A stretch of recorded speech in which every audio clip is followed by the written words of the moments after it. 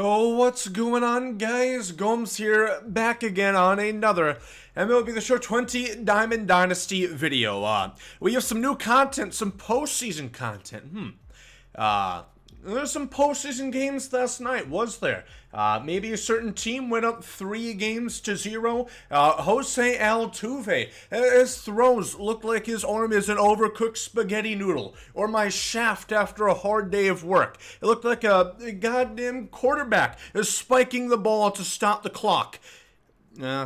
He would be a quarterback, and his accuracy is about the same as Sam Darnold. Anyway, we have 8 new Diamonds Division Series cards. They're pretty good. I've seen all of them so far. You see a certain Mike Brasso. Very happy with these. But before we get into all that and probably not much more, make sure to leave a like down below on this video. That would be pretty sweet. And subscribe to the channel. I think we just surpassed 30 seconds, so fuck yeah, subscribe to the channel. Alright, let's get into this one. So, as always, these are going to be within moments, I would presume. You're going to be able to get 4 of these bad boys. Yep, so these are all lumped in one lump sum. Alright, love these. Need these. 1 plate appearance, 1 home runs, 5 inning pitch, not ideal. 3 strikeouts, yeah. This doesn't seem too bad. And just thank God that there's not that many pitching moments. I really can't stand them. It's good to see. Duly noted. So let's go ahead and dive right into this one. Let's look at the new cards, starting with Carlos Correa. Nearly said Carrasco. Right first name. Probably a lot more people would like Carlos Carrasco, but in terms of cards, this is good. Again, I know people have vendettas against Correa, understandable. This is a really fucking good card, though. This is, again, we've seen so many shortstops recently. We saw Tatis, Mondesi, who I think Mondesi still is probably the best shortstop of the game, even over Honus, guys like that we saw J-Ram. But Carlos Correa, 116, 118 splits against right-handers, 115, 84 power against lefties, 90 vision, diamond defense at short, gold at second or third. But he has nearly max stone arm strength, and 58 speed. If you're to match this up with the Prestige, I think it has 10 less speed. He's a little bit older at this point. So understandable again, with a great swing. I know a lot of people might not have used that card overly that much, but I did kind of fucking enjoy it. It was pretty nice. I felt yucky. I felt disgusting inside, like I had dick cheese just fermenting. Just a real yucky feeling using Astro cards, but they are good, especially when they're from 2017. Travis d'Arnaud, wouldn't this guy be good to have on the Rays, huh? Instead of the 1 hit per series big Mike Zunino. He's had a couple big hits, though, so who am I to say? Good move, Stu Sternberg. Thank you for being stern with your wallet this time. Maxed splits against righties. We're seeing this a lot with the postseason cards and the POTM cards, which is fine, because he does still have 85 and 90 splits against lefties, which isn't crazy, isn't mind-blowing, but it's not bad. Plus, he has 102 vision, so the PCI is going to be relatively large, not too enormous, though.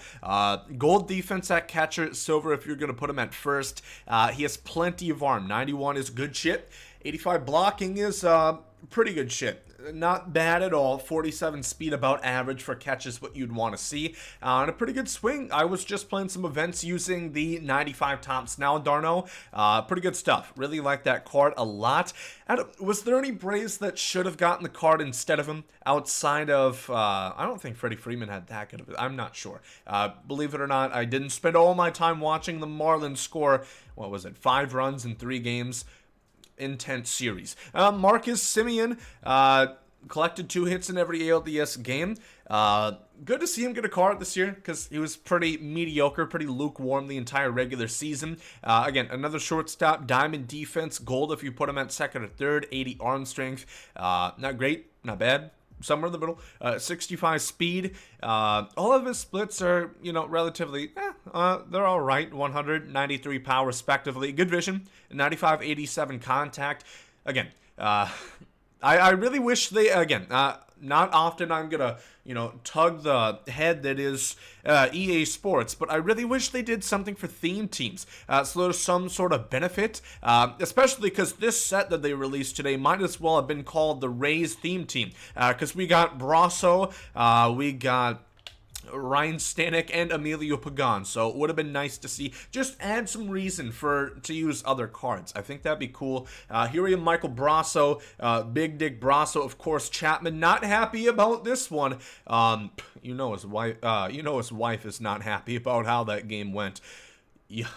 Feel bad. 125 maxed out. Again, it's kind of a trend here. Maxed out stuff against lefties. I don't think he really even played that much in the ALDS. I think he probably had 5 or 6 at-bats, but what a big swing it was. And then 87, respectively, against right-handers, 75 vision.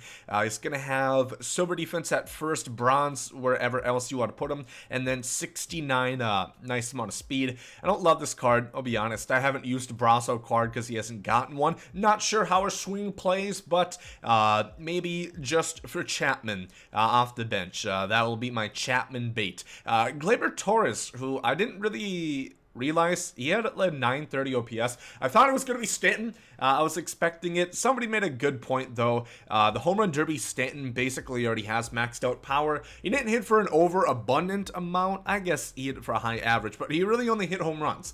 I don't know. Tough to say. But Gleyber Torres is gonna somehow come in hot with gold defense.